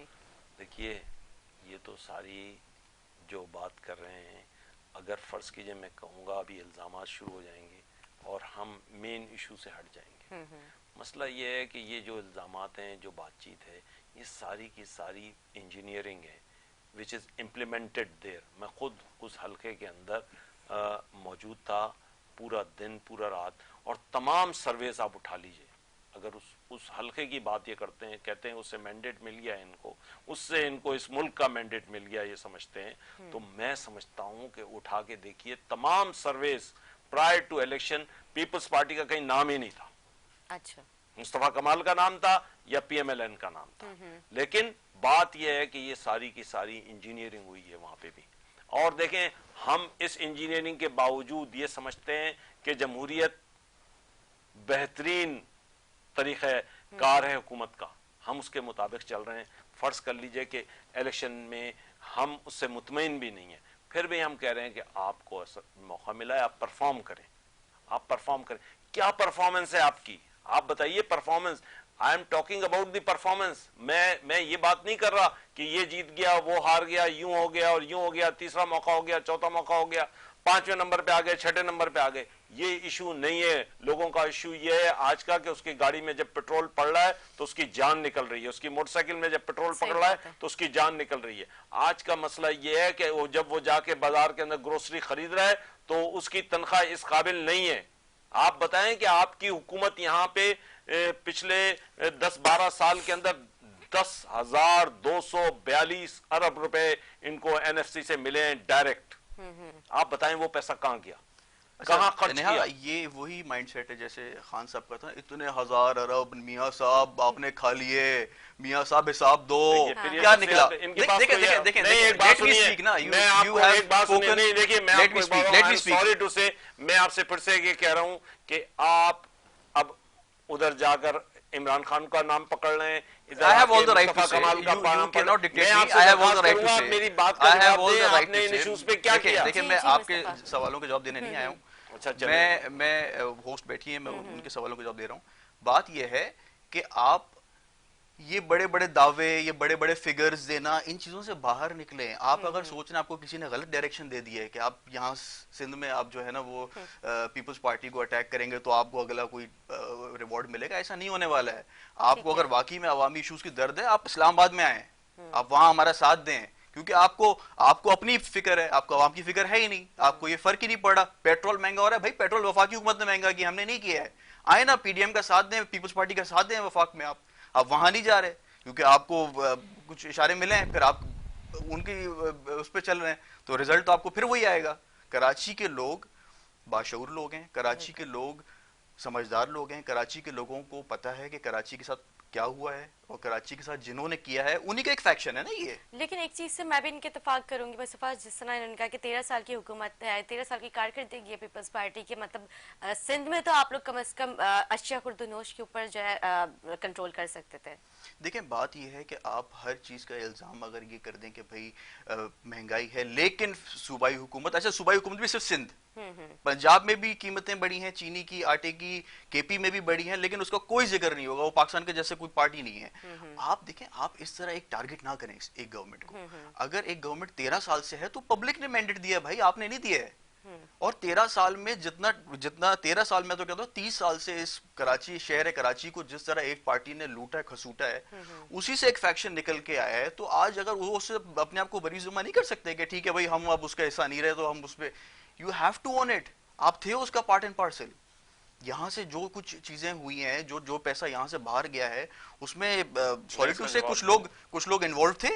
और आज अगर उन्होंने दूसरी पार्टी बना दी और अपने आप को ड्राई क्लीन कर दिया है, तो पब्लिक तो इस चीज को देखा ना, एक्सेप्ट नहीं किया, 2 दफा एक्सेप्ट नहीं किया, तीसरी दफा भी आ जाए, मोस्ट वेलकम। मैं जवाब दूं, देखिए 100% इनकी बात ठीक है, लेकिन चीफ मिनिस्टरशिप इस पूरे 13 साल में किसी और पार्टी के पास नहीं रही, पीपल्स पार्टी के पास रही।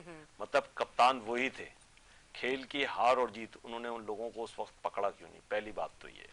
दूसरी बात यह है कि मुस्तफ़ा कमाल तो उस पार्टी से इख्तलाफ करके बबांगे दौल इस बात के साथ आया कि वो गलत थे, उन्होंने लूटा है, सूबे को लूटा है, मुल्क को लूटा है और कराची के लोगों को बदनाम किया है। किन की बात कर रहे हैं आप?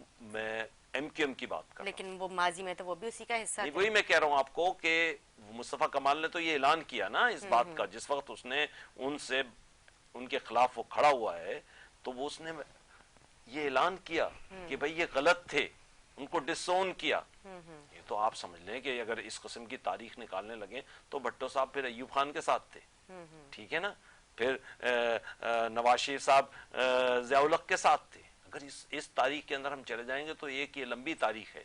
बात दरअसल ये है कि जो लोग डिसोन करते हैं, मैं समझता हूँ शहीद जुल्फ़िकार अली भट्टो ने भी जिस तरीके से डिसोन किया था और जिस तरीके से वो निकले थे और जो कुछ उनके साथ ज़िया-उल-हक ने किया, उस सारी चीज़ों की तारीख मौजूद है। इसी तरीके से अल्ताफ़ हुसैन का जो किरदार है पूरी तरह से मौजूद है, और उसके खिलाफ जो मुस्तफ़ा कमाल की कोशिश है और मुस्तफ़ा कमाल ने जो शहर को अमन दिया है और जो बात वो कर रहा है वो अप टू द मार्क है। ऐसा है कि वो सही बात कर रहा है और लोगों को बता रहा है कि अच्छे और बुरे की तमीज दिला रहा है, लेकिन वो इस बात को भी बबांगे दहल कह रहा है असल में अल्ताफ हुसैन की पार्टनर पीपल्स पार्टी थी और उसके साथ मिलकर इन्होंने इस सूबे में हुकूमत की है, और इस सूबे की तबाही में जितनी अल्ताफ हुसैन की जिम्मेदारी है उतनी पीपल्स पार्टी की भी जिम्मेदारी है। सर वो जो माजी में मुस्तफा साहब इनके साथ मौजूद थे तो वो भी पार्टनर डिसोन किया ना, मैं ये कह रहा हूं मतलब मियां कराची के बाद उन्होंने डिसोन क्यों किया? उन्होंने कहा कि ये खराबियां थी, जब वो थे तो इस्तीफा दे देते ना। उन्होंने इस्तीफा दिया ना, देखिए वो सेनेट के अंदर उनके 6 साल थे, उन्होंने 5वें 6ठे महीने के अंदर इस्तीफा दे दिया। उन्होंने पार्टी को छोड़, हाँ बड़ी कुर्बानी है, सेनेट की निशिस्त से छोड़ के आ रहा है एक शख्स, तो ये कुर्बानी नहीं है क्या?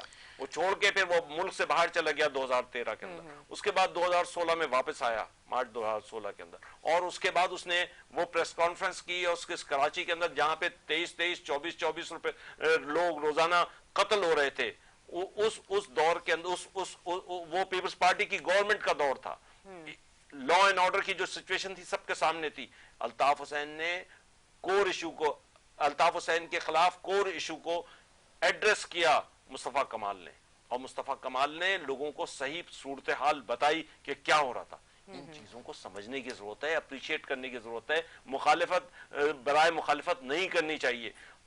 मुस्तफ़ा कमाल की जो अच्छी बातें हैं उनको देखें, आने के बाद से उसके किरदार को देखें, जिस तरीके से भी चल रहा है। उसको आप कह रहे हैं कि उसको इलेक्शन में कुछ नहीं मिल रहा, ये नहीं मिल रहा, ऐसा तो होता रहा है। अगर उठा के देखेंगे तो इमरान खान को भी कुछ नहीं मिल रहा था, अगर उठा के देखेंगे तो एक बहुत लंबे अरसे तक जुल्फ़िकार अली भट्टो जद्दोजहद करते रहे। जब उन्होंने अयूब खान के खिलाफ बगावत, उनके साथ हुकूमत में बैठे हुए थे, बगावत की, खड़े हुए, लड़ने के लिए खड़े हो गए, तो फिर उसके साथ लोगों ने साथ दिया। ऐसा ही होता है चीजों के अंदर, पॉलिटिकल प्रोसेस भी यही है, इसको देखा जाएगा। मैं तो समझता हूं कि इस वक्त जिस बात की जरूरत है, हम कौमी नुक्ते निगाह के तहत हम सारे लोग मिलके जो लोगों की तकालीफ है उसको एड्रेस करें। पीपल्स पार्टी या गवर्नमेंट में उसको चाहिए कि वो उन इश्यूज पे काम करे और अपने इस बात का सबूत मुहैया करे कि वो सिंध की हुक्मरान है तो वो सिंध के लोगों के लिए कुछ कर सकती है। वो नहीं कर रही है, आई वॉश है। आप बताइए, उठा के ये कह रहे हैं कि 249 के अंदर 249 के अंदर लोगों को पानी मिल गया क्या? आज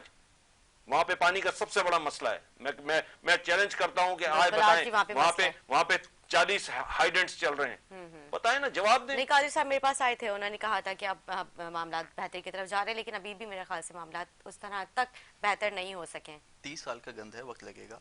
और दूसरी बात है, देखिए, अगर आप अपने आप को किसी की बुराई से डिसोन करते हैं तो फिर उसकी अच्छाई से भी डिसोन कर लेना। आप तो कहते हैं कि भाई सारा सेकंड फेमस मेयर और सक्सेसफुल मेयर था और ये किया वो किया, भाई किसकी, फिर वो भी क्रेडिट उसके खाते में डाल दो जिसको आप बुरा भला बोलते हो।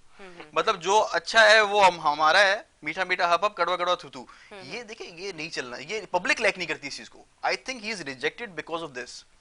पब्लिक देखें, मैं तो पैरेलल मिसाल दूंगा आपको कि शहीद जुल्फकार अली भुट्टो की। सर पहले तो उन्होंने अय्यूब खान को डैडी बोलते थे। विद ऑल ड्यू अय्यूब खान को डैडी रिस्पेक्ट, ऑल ड्यू तो वो रिस्पेक्ट, बेचारा वो उसने इतनी बड़ी जद्दोजहद की अय्यूब खान के खिलाफ। सर तो क्या वो with all due respect, don't compare Mustafa कमाल विद भुट्टो। नो, एक मैं आपको जमीन आसमान का फर्क है। चलिए, होगा, मैं बिल्कुल मानता हूँ जमीन आसमान का फर्क है।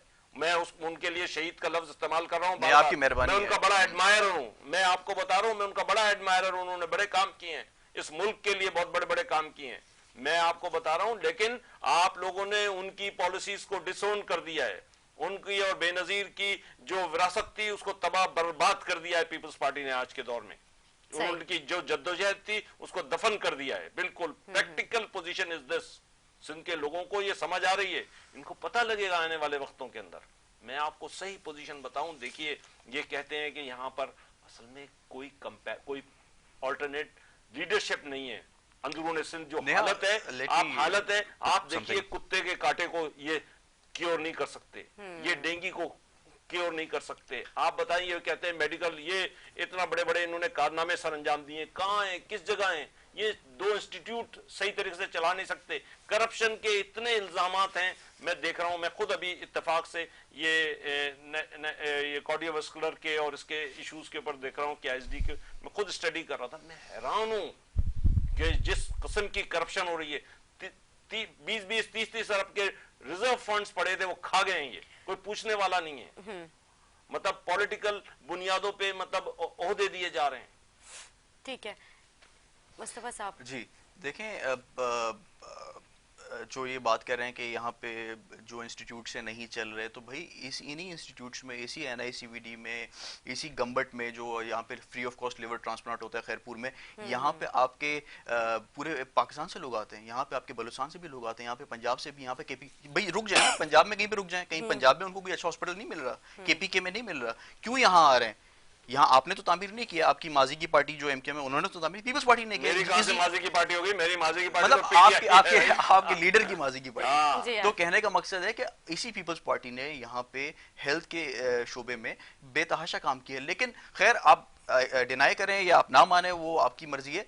बात यह है कि देखें, अगर मुस्तफा कमाल या जो PSP इनकी पार्टी है, अगर ये पब्लिक इशू जो आज जो इस वक्त जो पब्लिक फेस कर रही है वो है महंगाई, अगर उस पे वो खड़े होते हैं तो मैं समझता हूं कि वो एक पब्लिक शायद उनको एक्सेप्ट करे इस चीज पे और नेशनल फोरम पे आए। और हर जगह आप ये सिंध गवर्नमेंट करके जो ये पब्लिक भी देखें, समझती है कि जिसको इतना बोलना मतलब ये कोई काम अच्छा ही कर रही होगी जो इतने इसके खिलाफ पड़े हुए हैं। आप वफाकी हुकूमत ने जो किया है 3 सालों में, वो तो देखिए बच्चे को पता है। आप वफाक में जो इश्यूज चल रहे हैं उसकी तरफ अपना जरा रुझान रखें, उनको जरा आईना दिखाएं। और मैं समझता हूँ कि हर किसी का रोल है, और हम डिनाई नहीं कर रहे, इनकी पार्टी है और ये उनकी स्ट्रगल रहे, और कराची सबका शहर है।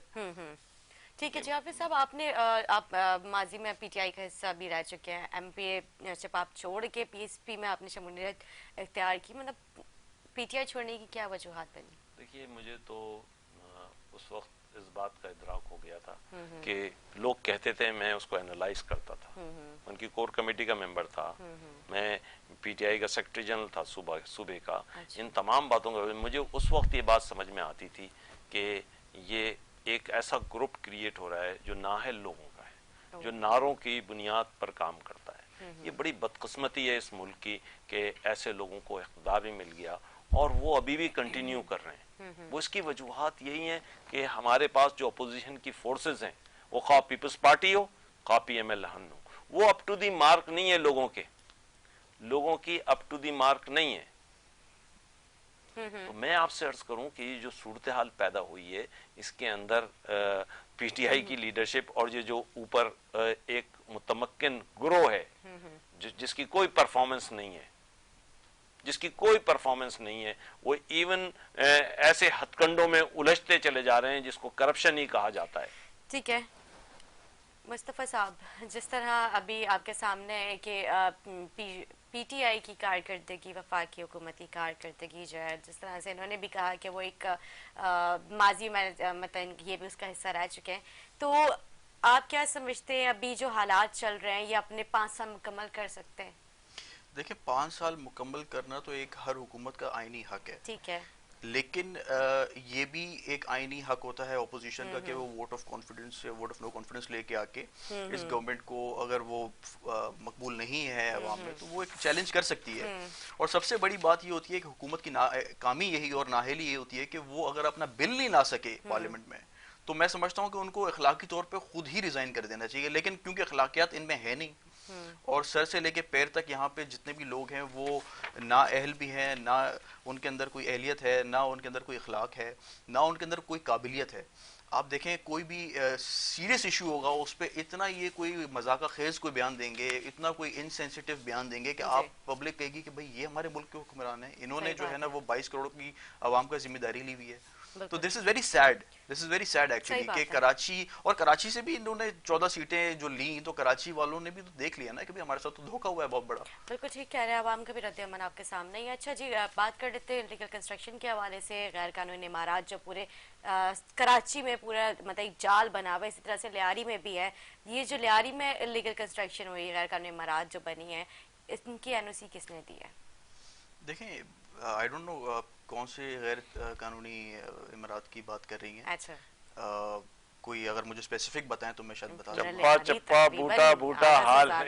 एक मैं अर्ज करूं, जिस तरह से कराची में मतलब हर गली उन्होंने चप्पा चप्पा बूटा बूटा हाल हमारा जाने न जाने भूली न जाने। सॉरी टू से लियारी को बहुत गलत तरीके से पिक्चराइज किया जाता है बिकॉज वो एक गरीबों का इलाका है, वहाँ आपके सारे मजदूर पेशा लोग रहते हैं और क्योंकि वो पीपल्स पार्टी को वोट देते हैं तो उसको बड़ा इजीली टारगेट किया जाता है। नहीं है, बिहार कॉलोनी और दीगर जो वहाँ के वो है, मतलब वहाँ पर काफी इलीगल इमारत बनी हुई हैं। देखें बात ये है कि आप स्पेसिफिकली किसी, मैं तो कहता हूँ उस एरिया के लोगों के साथ भी नाइंसाफी है। अगर आप एक, क्योंकि माजी में किया जाता था, that's why I am saying, मैं किसी चीज को डिफेंड नहीं कर रहा, कोई अगर गलत चीज है तो वो गलत है, लेकिन फॉर एग्जांपल अगर कोई ऐसी चीज आप किसी इलाके में हुई है तो उस इलाके को वैसे आप टैग कर दें और उसको एक वो, तो वहाँ के लोगों के साथ मेरे ख्याल में नाइंसाफी है। अच्छा। बाकी यहाँ पे इसी तरह से हम गुलशन की बात करते हैं, गुलस्तान जौहर की बात करते हैं, नाजाबाद की बात करते हैं, मतलब वहाँ की भी इलाके के लोगों के लिए ये गैर अखलाकी बात है। नहीं मतलब ये तो आवाम के साथ दुश्मनी है, सर आवाम के साथ दुश्मनी है। ये जो इलीगल इमारत जो बनाई गई है, सारी जिंदगी जमा पूंजी लगाई है उस शख्स ने और उसके लिए जिंदगी का महल है वो उसका, और उसके बाद जब कोर्ट के ऑर्डर आते हैं कि इसको मसमार करते जाओ तो वो तो जिंदा मर जाता है। ये हालात होते हैं। देखें बात ये है कि The reason I said about Lyari कि लियारी को माजी में किया गया है टैग, और लियारी को देखें कराची, ओवरऑल कराची में लॉ एंड ऑर्डर का इशू रहा है, उसमें कोई डिनाई नहीं कर सकता, और उसमें पूरे कराची ने फेस किया उस चीज़ को, तो उस पर ब्लेम गेम पे मैं नहीं जा रहा, लेकिन पॉइंट ये है कि लियारी को एक तरीके से मीडिया में एक एक टैग किया जाता था, जिसकी वजह से मैं समझता हूँ, मेरे हालांकि सारे कराची के इलाकों से हमदर्दी है, कोई ऐसा ये नहीं कि मैं स्पेसिफिकली लियारी की वो कर रहा हूँ, लेकिन लियारी में बड़ा मैंने नोट किया कि वहाँ के लोगों को ये फील होता है कि हमें क्योंकि फिर बाहर कहीं वो जॉब्स के लिए जाते हैं या कहीं और किसी और जगह जाते हैं, किसी काम के सिलसिले में जाते हैं, तो उनको एक गलत तरीके से देखा जाता है। ऐसी बात नहीं है, खैर ये मेरे ख्याल में अपने है, मतलब कोई अलग नहीं है। मैं अर्ज करूं जी, क्योंकि टाइम शॉर्ट है, हम क्लोजिंग की तरफ जाना है। देखिए असल में आज जो आपने लियारी की बात की ठीक है, वो बड़ा डिप्राइव्ड एरिया है, लेकिन उस वहां से हर बार तकरीबन लास्ट टाइम के अलावा हर बार वोट पीपल्स पार्टी को पड़ता रहा है, बहुत लंबे अरसे तक के लिए। उन्होंने ना उसकी डेवलपमेंट, ना उसकी प्लानिंग, ना उसको अपलिफ्टिंग, कोई ऐसा काम नहीं किया जो काबिल जिक्र हो, इवन लियारी के साथ। कराची तो छोड़े, यूनिवर्सिटी लियारी में है। ओ भाई यूनिवर्सिटी एक जो मेरी जरदारी साहब बात का तो एक सुन ले, तोहफा मेरी लियारी बात के तो सुन लोगों ले। के लिए है, जहां पे लियारी के लोग अपने आपके यहाँ मेडिकल एजुकेशन हासिल करते हैं, और वहां पे बाकी लियारी इसीलिए के अलावा मरीन इसीलिए से पूरे कराची से लोग आते हैं, और उनकी इसीलिए तो तालीम वहां के की लिए। लॉ एंड ऑर्डर आपने तो- उसको कंट्रोल नहीं किया पूरे टाइम में। मैं आपको बताऊं, देखिए सिर्फ एक यूनिवर्सिटी से कुछ नहीं होता, अपलिफ्टमेंट तो जो है ना नीचे बुनियादी इदारों से होनी चाहिए, वहां पे नजर आनी चाहिए अपलिफ्टमेंट। आप वहां पे जाके हालात देख लें लियारी के, मैं अफसोसनाक तरीन हालात हैं कराची में लियारी के। ठीक है जी, हाफिज साहब मैं आपका शुक्रिया अदा करूंगी, आपने अपना कीमती वक्त दिया। मुस्तफा साहब मैं आपका भी शुक्रिया अदा करूंगी, आपने अपना कीमती वक्त दिया, आप यहाँ पर आए। उम्मीद करती हूँ मेरी नाज़रीन को आज का हमारा प्रोग्राम अच्छा लगा, और इसी के साथ अपनी मेज़बान निदा आसिफ को दे इजाज़त। मुझे मेरे आने वाले मेहमानों को खुसूसन अपनी दुआ में याद रखें। अल्लाह हाफिज़।